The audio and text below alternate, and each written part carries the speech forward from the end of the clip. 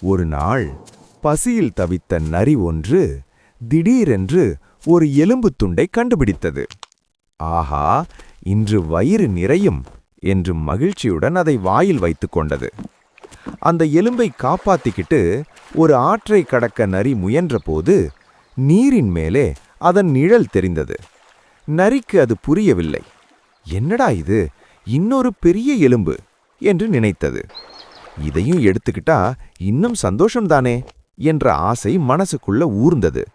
அந்த ஆசையில் நரி வாயை திறந்த நொடியில், ஐயோ, வாயிலிருந்த எலும்பு நீருக்குள் விழுந்தது. ஒலி இல்லாமல், என்றைக்கும் திரும்பாதபடி.